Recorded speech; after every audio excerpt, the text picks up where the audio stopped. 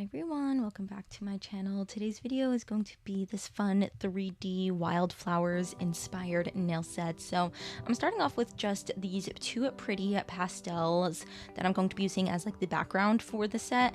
And then I'm using these Beetles liner gels and I'm gonna be using those to do the nail art.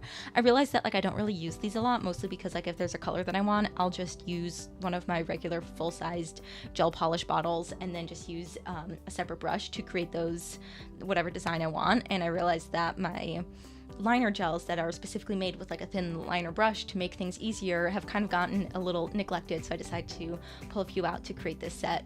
So for all of these nails, I'm going to be doing an ombre with green at the top and yellow at the bottom. I'm not doing anything particularly crazy, and I'm definitely going to be doing two coats of the ombre because ombres always look better with a second coat on top.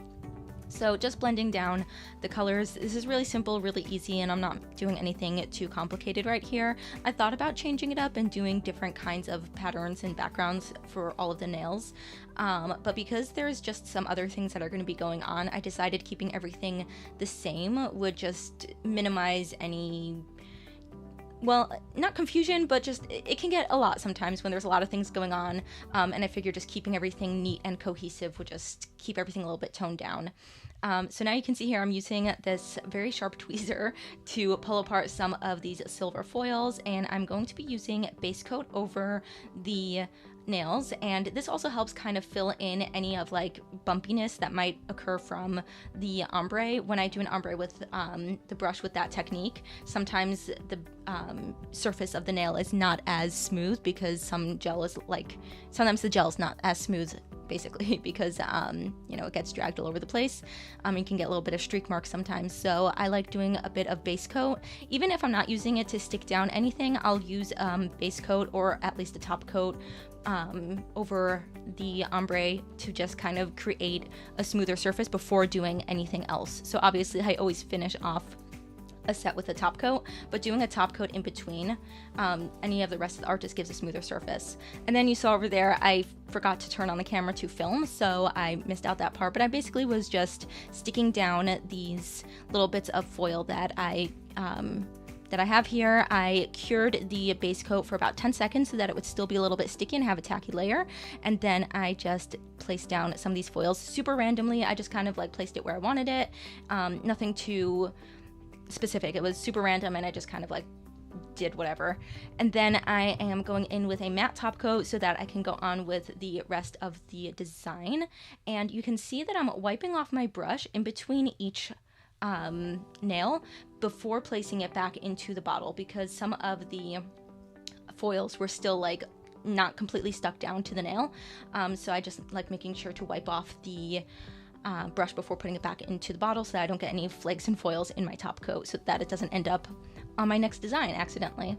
And now you can see here I am using the liner gels to create these different wildflower shapes and using clear acrylic over the wet gel to kind of create this 3D velvety effect. It's the same technique that you would do if you were doing sweater nails. So I placed down the gel. Over here I am creating kind of like a lavender, wild lavender-esque kind of look. That was kind of the inspiration for this set. Pouring over some of the clear acrylic onto the gel, and then I do cure it for a full 60 seconds. And that way the gel is completely cured and the acrylic doesn't go anywhere, and then I brush off the excess acrylic that gets left behind before going in with the next part of the design. So, I mean, I kind of like cut out some of these parts with the acrylic because I mean it's pretty repetitive. I'm just kind of pouring acrylic over each of the sets, and after each step actually is more of what I was trying to say. And this was a really easy set, super simple. I'm not doing anything too detailed with it. I kind of wanted to be a little bit more abstract.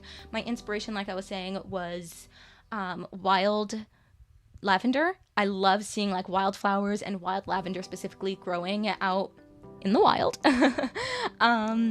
There's just something about it that's so beautiful. I love wild lavender. I love how it looks. I love how it smells. I think it's stunning, and I love just seeing wildflowers just go nuts and do their thing. So I kind of wanted to pull that kind of like chaoticness into this set. So I'm really not doing anything too specific aside for the the lavender itself, because for that I really did want that to look like actual lavender stem stalks. I'm not really sure what you would call them, because that was the initial inspiration for the set.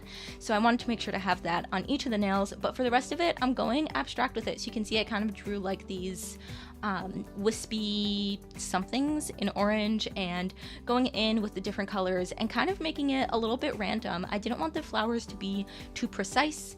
I didn't want them to look too perfect, because out in the wild, you know, when they're not being perfectly maintained and not being perfectly curated and cultured, as opposed to, like, you know, being in a florist shop, the flowers, you know, they have a ruggedness to them, a wildness to them, and I really wanted to capture that in this set over here. I just wanted to make something chaotic and fun with a bunch of bright, fun colors. So I'm just I really had no plan with this design, aside for like a kind of vague idea of what I wanted. I didn't have any kind of placement plan.